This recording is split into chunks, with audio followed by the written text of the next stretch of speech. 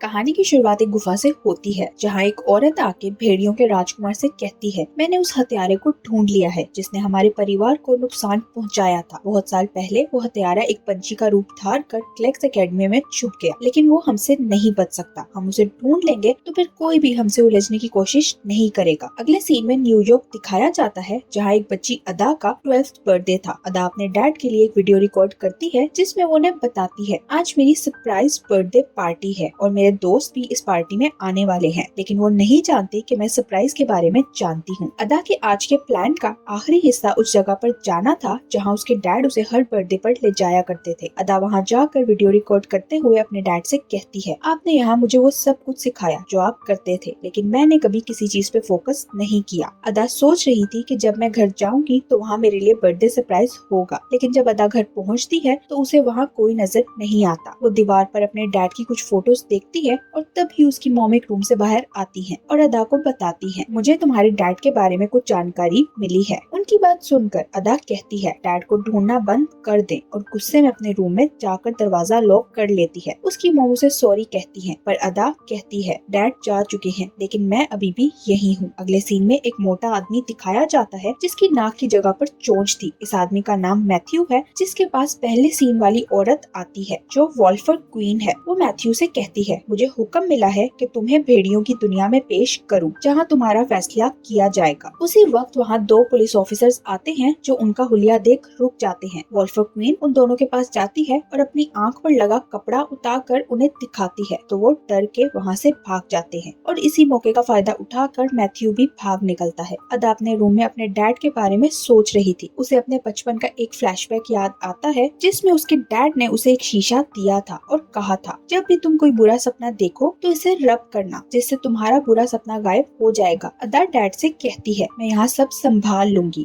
आप जाकर दुनिया को बचाएं। तो उसके डैड चले जाते हैं लेकिन फिर कभी वापस नहीं आते। प्रेजेंट में ये सब याद कर कर अदा उदास हो जाती है। तभी उसकी विंडो के बाहर मैथ्यू आता है। अदा विंडो खोलती है तो वो अदा को अपने बारे में बताता है कि मैं एक पंछी हूँ और मैं यहाँ तुम्हें क्लेक्स एकेडमी के लिए बुलाने आया हूँ। ये कहकर वो नीचे छलांग लगा देता है तो अदा तुरंत उसके पीछे जाती है। मैथ्यू अदा को बताता है, क्लेक्स एकेडमी फेरीटेल दुनिया की सबसे बड़ी एकेडमी है जहाँ हर बच्चे को नहीं बुलाया जाता। तो अदा उसे कहती है, फेरीटेल जैसी कोई दुनिया नहीं होती। मैथ्यू अदा को मनाने के लिए कहता है, उस एकेडमी में प्रोफेसर क्लेक्स हैं जो तुम्हारे डैड के भाई हैं। जिस पर अदा कहती है, मेरे डैड का कोई भाई नहीं। मैथ्यू कहता है, इस दुनिया में उनका कोई भाई नहीं। अचानक मैथ्यू बात पूरी किए बगैर वहाँ से गायब हो जाता है। अदा घर जाकर अपनी मॉम से क्लेक्स एकेडमी के बारे में पूछती है तो मॉम उसे बताती है, मैं और तुम्हारे डैड उस एकेडमी में मिले थे और वहाँ हमें एक दूसरे से प्यार हुआ था। मॉम की बात सुनकर अदा को गुस्सा आता है तो वो कहती है, मुझे फेरी टेल्स मत सुनाए, बल्कि जो सच है वो बताएं। मॉम उसे कहती है, तुम्हारे डैड एकेडमी के ग्रैंड मास्टर थे, इसलिए तुम्हारे पास एक शक्ति है और तुम्हें उस एकेडमी में जाना होगा। लेकिन अदा को मॉम की बातों पर विश्वास नहीं होता। अदा अपने पड़ोसी और अच्छे दोस्त के पास जाती है जो एक बुरा आदमी था। अदा उसे कहती है, अब मैं फेरी टेल्स की झूठी दुनिया में नहीं रहना चाहती। तो पड़ोसी अदा से कहता है, तुम्हें एक बार उस एकेडमी में जरूर जाना चाहिए। अदा हैरान होती है कि वो भी ऐसी अजीब बातें कर रहा है। पड़ोसी अदा के करीब आकर उसके माथे पर हाथ रखता है तो अदा को फेरी टेल दुनिया की कुछ झलकियां नजर आती हैं। वो अदा से कहता है, तुम इस एकेडमी में जाकर अपनी शक्तियों को ठीक से इस्तेमाल कर पाओगी और फिर तुम अपने डैड के गायब होने का राज भी जान सकोगी। ये सुनकर अदा उस एकेडमी में जाने के लिए मान जाती है, लेकिन वो अपनी मॉम को भी साथ ले जाना चाहती थी। अगले सीन में अदा अपनी मॉम के साथ उसी जगह जाती है जहाँ उसके डैड उसे हर बर्थडे पर ले जाते थे। मैथ्यू अदा को क्लेक्स एकेडमी में जाने से पहले वहाँ के रूल्स बताता है। वो अदा से कहता है, जब तक तुम छोटी हो तब तक इस दुनिया से दूसरी दुनिया में आसानी से आ जा सकती हो, लेकिन बड़े होने के बाद अगर तुम इस दुनिया में आना चाहो तो तुम यहाँ सिर्फ 24 घंटे ही रह सकती हो। अगर तुम उस दुनिया से यहाँ आने के बाद 24 घंटे से ज्यादा यहाँ रुकी तो तुम यहीं रह जाओगी और दोबारा उस दुनिया में वापस नहीं जा सकोगी। ये सुनकर अदा की मॉम उसे बताती है, इस वजह से मैं तुम्हारे साथ वहाँ नहीं जा सकती। मैथ्यू अदा को बताता है, इन दुनियाओं के बीच सफर करने के लिए तुम्हें बस मंत्र याद रखना होगा। फिर वो अदा को अपने साथ मंत्र पढ़ने का कहता है और वो दोनों मंत्र पढ़कर दूसरी दुनिया में पहुँच जाते हैं। वहाँ जाते ही मैथ्यू गायब हो जाता है क्योंकि वो पंछी के रूप में आ गया था। अदा चलते चलते क्लेक्स एकेडमी में पहुँचती है जहाँ उसकी तरह और भी बहुत सारे बच्चे आए हुए थे जिनका मैथ्यू पंछी के रूप में स्वागत करता है। मैथ्यू पंछी के रूप में क्लेक्स के पास जाता है तो मैथ्यू को एक प्लांट से फल उतार कर खिलाता है, जिसके बाद मैथ्यू इंसानी रूप में वापस आ जाता है। क्लेक्स मैथ्यू से कहता है, क्या नए बच्चों में तुम्हें कोई हास लगा? तो मैथ्यू कहता है, अब खुद चलकर देख ले। नेक्स्ट सीन में मैथ्यू सब बच्चों को एक घड़ी देता है। मैथ्यू बच्चों को बताता है, प्रोफेसर क्लेक्स यहाँ आ रहे हैं, और तभी ऊपर से क्लेक्स हवा में उड़ता हुआ नीचे आता है, जिसे देखकर अदा हैरान हो जाती है। क्लेक्स बच्चों को अपने जादू से मुख्तलिफ चीजें करके दिखाता है, जो देखकर अदा उससे पूछती है, क्या होगा अगर किसी के पास इमेजिनेशन ही ना हो? क्लेक्स कहता है, ऐसा नहीं हो सकता, तुम आंखें बंद करके अपने माइंड में कुछ भी इमेजिन करो। तो अदा उसकी बात पर अमल करते हुए आंखें बंद कर लेती है। कुछ देर बाद अदा के सामने एक छोटा सा चमकता हुआ जानवर आ जाता है, जो देखकर अदा शॉक्ड हो जाती है। क्लेक्स ये देखकर उसे कहता है, तुमने झूठ बोला था, तुम्हारे पास इमेजिनेशन नहीं, तुम्हारी इमेजिनेशन तो बहुत कमाल की है। अगले दिन एक छोटी सी बच्ची आसमान से एक हॉट एयर बैलून से खेत में उतरती नजर आती है, जिसकी दोनों आंखों का रंग मुख्तलिफ था। अदा और मैथ्यू उस बच्ची को उठाकर क्लेक्स के पास ले जाते हैं, और बाकी बच्चे इस नई बच्ची को सैंग का नाम देते हैं। अदा क्लेक्स से पूछती है, क्या सैंग इस अकेडमी में रह सकती है? तो क्लेक्स हाँ कहता है। क्लेक्स सब बच्चों को रोज एक नई चीज सिखाता है। क्लेक्स बच्चों से कहता है, किसी भी खाने वाली चीज का टेस्ट उसके खाने से नहीं बल्कि उसके रंग में होता है। ये कहकर वो बच्चों को मुख्तलिफ कलर्स देता है, जिनमें अदा 2 कलर्स उठाकर अपनी प्लेट में मिक्स करती है। मिक्स होने के बाद ये कलर्स जादू से केक बन जाते हैं, जो देखकर सब बच्चे बहुत खुश होते हैं। अदा को देखकर बाकी बच्चे भी उसी तरह कलर्स को मिक्स करके अपने लिए कुछ न कुछ खाने के लिए बना लेते हैं। रात को सब बच्चों के सोने के बाद अदा रूम से बाहर आती है तो उसे क्लेक्स नजर आता है। अदा क्लेक्स के रूम में जाने का इंतजार करती है, और उसके जाने के बाद वो अकेडमी में एक जगह पर जाती है, जहाँ उसे शीशे में एक टोपी नजर आती है। साथ ही एक बुक पड़ी हुई थी, जो खोलकर अदा पढ़ने लगती है, जिस पर एक प्रिंस की कहानी लिखी हुई थी, और ये प्रिंस कोई और नहीं बल्कि मैथ्यू था। मैथ्यू ने लिखा था, मैं एक राजकुमार हूँ, और जब से मैं बड़ा हुआ था मुझे घूमने फिरने का बहुत शौक था। मैं रात को चोरी चोरी जंगल में घूमने के लिए जाता था। एक दिन जंगल में मेरा सामना भेड़ियों के राजा से हुआ, जिसे मैं नहीं जानता था, और मैंने डर कर उसे मार दिया। उसने मरने से पहले अपने खंजर से मेरे पेट पर वार किया। उसके वार से होने वाला जख्म कभी ठीक नहीं हो सका। मेरे डैड ने मुझे बहुत डॉक्टर्स को दिखाया, लेकिन कोई भी मेरा इलाज ना कर सका। फिर एक दिन एक डॉक्टर आया। ये वही डॉक्टर था जो अदा का पड़ोसी भी है। डॉक्टर ने मुझे बताया, भेड़िए अपना बदला जरूर लेते हैं, इसलिए तुम्हें चाइना के महाराज की एक टोपी दे रहा हूँ। उस डॉक्टर ने मुझे कहा, जब भी तुम्हें लगे तुम्हारी जान खतरे में है, तो ये टोपी पहनकर तुम जिस जानवर का चाहो रूप अपना सकते हो, लेकिन जब खतरा खत्म हो जाए तो इस टोपी में लगे बटन को खींच देना, जिससे तुम पहले जैसे इंसान बन जाओगे। फिर एक दिन वॉल्फर्स ने महल पर हमला किया, लेकिन मैं उस टोपी का बटन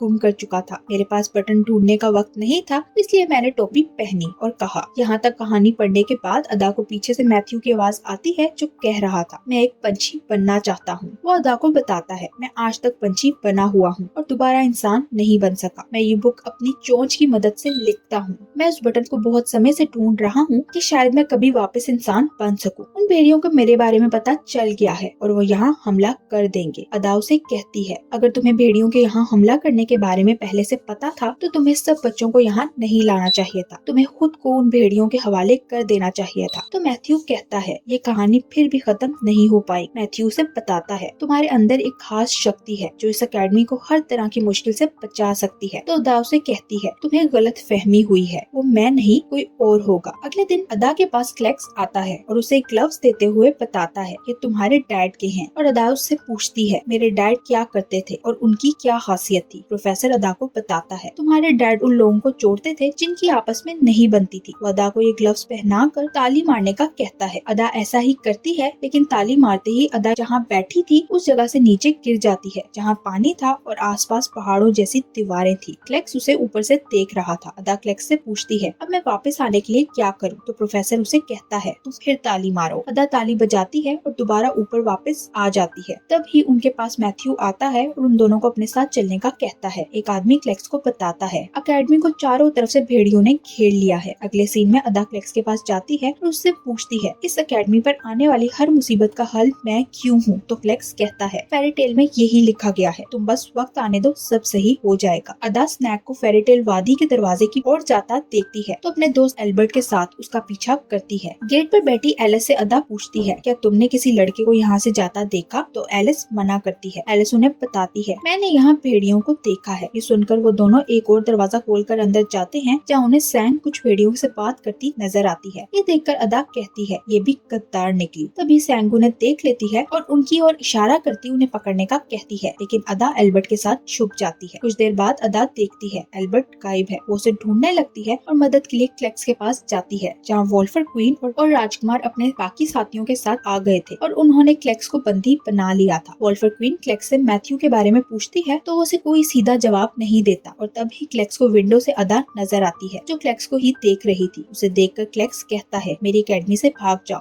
तो वोल्फर क्वीन को शक होता है कि यहाँ कोई और भी है। राजकुमार ने अकेडमी के सब बच्चों को बंदी बना लिया था। राजकुमार सबके सामने सैंग को लेकर आता है और कहता है, यही हमारी हीरो है, क्योंकि हम इसी की वजह से अकेडमी पर हमला कर पाए हैं। सैंग राजकुमार के कान में कहती है, अदा जानती है मैथ्यू कहाँ छुपा है। तो राजकुमार अदा से कहता है, बाहर आकर मैथ्यू को ढूंढने में हमारी मदद करो तो हम तुम्हें कोई नुकसान नहीं पहुँचाएंगे। अदा के पास एक लड़की आती है और तभी उन्हें सैंग नजर आती है, जिसे पकड़कर अदा बातें सुनाने लगती है। सैंग कुछ कहने के बजाय सीटी बजाती है तो दो भेड़िए आकर अदा और उस लड़की को पकड़ लेते हैं। वोल्फर क्वीन अदा की दोस्त के मुंह पर अपने नाखूनों से जख्म करती है और उसे कहती है, जब तक तुम मैथ्यू के बारे में नहीं बताओगी तब तक मैं इसे तकलीफ देती रहूंगी। उसी वक्त मैथ्यू वहाँ आ जाता है, जिसे वोल्फर क्वीन के आदमियों ने पकड़ा हुआ था। वो राजकुमार से कहता है, इस कहानी को आज यहीं खत्म करते हैं, इसलिए तुम इन बच्चों को यहाँ से जाने दो। तो राजकुमार उसकी बात मानकर बच्चों को वहाँ से भेज देता है। अदा एक बार फिर उसी दरवाजे के अंदर जाती है जहाँ वो एल्बर्ट के साथ गई थी। वो एल्बर्ट को ढूंढते हुए एक झील तक पहुँचती है, जहाँ एल्बर्ट एक बर्फ के टुकड़े पर बैठा था। अदा के हाथ अभी बंधे हुए थे, इसलिए वो एल्बर्ट से मदद मांगती है, लेकिन एल्बर्ट पानी में गिर जाता है, जिसमें बर्फ ही बर्फ थी। ठंड की वजह से एल्बर्ट ज्यादा देर तक खुद को नहीं संभाल पाता और पानी में डूबकर मर जाता है। अदा वहाँ से दोबारा क्लेक्स अकेडमी में जाती है और वही बुक पढ़ने लगती है जिस पर उसने मैथ्यू की स्टोरी पढ़ी थी। वो देखती है पर लिखा था। कहानी उसी वक्त खत्म होती है जब अदा ने दोबारा उसे पढ़ना शुरू किया था। ये पढ़कर अदा समझ जाती है ये कहानी अभी लिखी जा रही है। अदा पढ़ती है, अचानक अदा को एक भयानक आवाज सुनाई दी और तभी अदा के पास वोल्फर क्वीन के दो आदमी आते हैं और उसे इस अकेडमी से निकलने का कहते हैं। अदा क्लेक्स अकेडमी से वापस असली दुनिया में चली जाती है, जहाँ वो अपने डैड के ग्लव्स पहनकर ताली बजाती है, लेकिन इससे कुछ नहीं होता। उसकी मॉम उसे देखकर कहती है, ये ग्लव्स इस दुनिया में काम नहीं करते। अदा बहुत उदास थी क्योंकि वो क्लेक्स अकेडमी को नहीं बचा सकती। अदा अपने पड़ोसी के पास जाती है और उसे बताती है, मैंने वो कहानी मुकम्मल करने की कोशिश की लेकिन मैं नहीं कर पाई। तो डॉक्टर उसे कहता है, कहानी उसी वक्त नहीं लिखी जाती बल्कि पहले से लिखी जा चुकी है। डॉक्टर की बात सुनकर अदा कहती है, मुझे इस कहानी का अंत पता चल गया है, इसलिए मैं अब इस अकेडमी को बचा सकती हूँ, लेकिन मुझे वहाँ जाने से पहले एक बटन ढूंढना है। डॉक्टर अदा से कहता है, जब तुम्हारा डर खत्म हो जाएगा तो तुम्हें हर सवाल का जवाब मिल जाएगा। अदा बाहर जाती है तो उसे एक डॉग नजर आता है, जिससे अदा डर रही थी। वो डॉग अदा पर भौंक रहा था, लेकिन आज अदा डरने के बजाय उसके करीब जाती है तो डॉग शांत हो जाता है। अदा को डॉग के गले पर वही बटन मिलता है जो मैथ्यू से गुम गया था। फिर अदा क्लेक्स की अकेडमी में वापस जाकर सबसे पहले क्लेक्स को उस पिंजरे से आजाद करवाती है। क्लेक्स के साथ वो उस जगह पहुंचती है जहां सब बच्चे छुपे हुए थे। अदा उन्हें बताती है, इन भेड़ियों में से जब भी कोई नॉर्मल होता है तो वोल्फर क्वीन उन लोगों को चांद की रोशनी से दोबारा वैसा ही बना देती है, इसलिए हमें वोल्फर क्वीन की रिंग को छीनना होगा। अदा दो बच्चों से कहती है, आप दोनों को चांद को बादलों के पीछे छुपाना होगा, और बाकी बच्चों से कहती है, आप लोग अकेडमी में जगह जगह फैलकर भेड़ियों को अलग अलग कर दो ताकि वो एक दूसरे से कांटेक्ट ना कर सके, और मैं राजकुमार को संभालूंगी। अदा राजकुमार के पास जाती है और उसे अपनी बातों में लगाकर खुद एक रूम में जाती है जहाँ वो मैथ्यू की टोपी पे बटन लगाने लगती है। तभी उसके पीछे राजकुमार भी आ जाता है और उसे कहता है, तुम दोबारा यहाँ क्यों आई हो? तो अदा कहती है, जब तक तुम मैथ्यू को नहीं छोड़ोगे मैं वापस नहीं जाऊंगी। राजकुमार कहता है, उसने मेरे ग्रैंडपा को मारा था, इसलिए अब मैं उसे मारकर अपना बदला पूरा करूंगा। जिस पर अदा पूछती है, ये तुम्हारा फैसला है या वोल्फर क्वीन का? ये कहकर अदा वहाँ से भागकर एक दूसरे रूम में जाती है जहाँ राजकुमार भी उसके पीछे आता है। अदा उससे बचकर भागने की कोशिश करती है, लेकिन राजकुमार जादू से उसे उठाकर जमीन पर पटकता है, जिस कारण अदा बेहोश हो जाती है। उसे होश आता है तो वो देखती है वोल्फर क्वीन और राजकुमार ने फिर से सबको बंदी बना रखा है। वोल्फर क्वीन कह रही थी, हमें जिस समय का इंतजार था वो आ गया है। तो उसकी बात सुनकर अदा राजकुमार से कहती है, मैं जानती हूँ तुम ये नहीं करना चाहते। वो राजकुमार की आंखों में आंखें डालकर अपनी शक्ति की मदद से जान लेती है कि उसके साथ उसके बचपन में क्या हुआ था। वोल्फर क्वीन ने राजकुमार को ऐसा बनने पर मजबूर कर दिया था। वो राजकुमार से कहती है, मैथ्यू को मारने से पहले उसकी आखिरी इच्छा तो पूरी कर दो। तो राजकुमार पूछता है, कैसे? अदा उसे कहती है, मुझे खोल दो। राजकुमार वोल्फर क्वीन के मना करने के बाद भी उसे खोल देता है। अदा मैथ्यू को वही कैप देती है जिस पर उसने बटन लगा दिया था। वो टोपी पहनते ही मैथ्यू अपने असल रूप में वापस आ जाता है। अदा वहाँ मौजूद भेड़ियों जैसे इंसानों और राजकुमार से कहती है, आप लोग ये सब अपनी मर्जी से नहीं बल्कि वोल्फर क्वीन की वजह से कर रहे हो। वो राजकुमार से कहती है, मैथ्यू ने अपने किए की सजा काट ली है। उसकी बातें सुनकर राजकुमार अपने साथियों से कहता है, हम अपने ग्रैंडपा का बदला मैथ्यू को मारकर नहीं ले सकते, इसलिए हमें अपने घर वापस चले जाना चाहिए। उसकी बात सुनकर वोल्फर क्वीन राजकुमार पर हमला करने लगती है, लेकिन राजकुमार उसका वार उसी पर करके उसे मार डालता है। फिर राजकुमार सबको आजाद कर देता है और अदा को एक नेकलेस देकर कहता है, तुम्हें जब कभी मेरी जरूरत पड़े इसे हाथ में रख कर दबाना, मैं तुम्हारे पास आ जाऊंगा। अगले सीन में सब बच्चे वापस अपने घरों में चले जाते हैं। आज अदा की 13 बर्थडे थी। वो अपने डैड के लिए वीडियो रिकॉर्ड करके घर वापस जाती है तो उसके सब दोस्त उसकी मॉम के साथ उसके लिए सरप्राइज रखते हैं। बर्थडे के बाद अदा के घर दरवाजे पर बेल होती है। अदा दरवाजा खोलती है तो दरवाजे पर एल्बर्ट था, जिसको देखकर वो शॉक्ड हो जाती है। एल्बर्ट अदा के लिए गिफ्ट लेकर आया था, जिसे अदा मरा हुआ समझकर झील में छोड़ आई थी, वो तो जिंदा था। और यही इस मूवी की हैप्पी एंडिंग हो जाती है। Thank you for watching.